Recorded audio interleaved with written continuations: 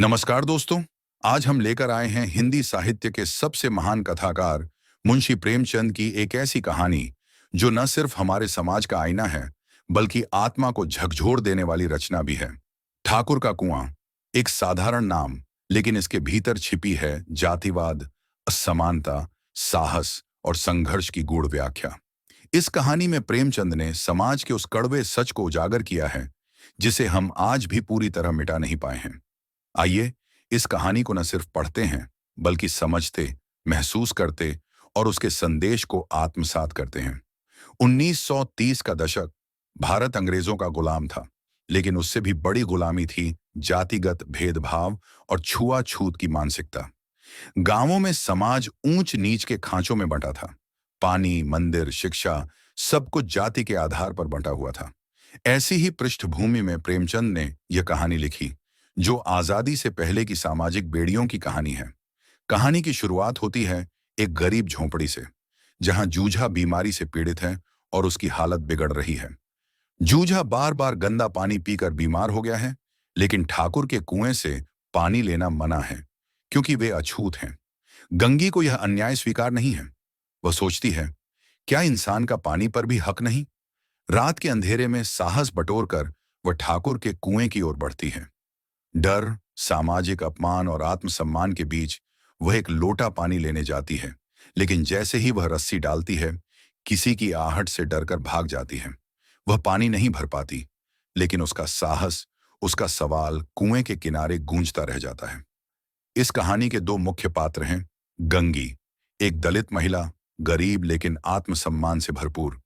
उसका साहस और प्रेम ही कहानी की आत्मा है। जूझा, गंगी का बीमार पति, जो सामाजिक डर के आगे झुक चुका है। इनके अलावा कहानी में एक अदृश्य लेकिन सबसे प्रभावशाली पात्र है ठाकुर का कुआं, जो प्रतीक है शक्ति, जातिवाद और सामाजिक वर्चस्व का। प्रेमचंद की भाषा सरल है, लेकिन भावनाओं में गहराई है। ठाकुर का कुआं सिर्फ एक कहानी नहीं, बल्कि आक्रोश, व्यथा और चुपचाप विद्रोह का स्वर है। प्रेमचंद ने उस महिला को नायिका बनाया है जिसे समाज नीच समझता था, लेकिन जिसने नैतिक ऊंचाई को छू लिया।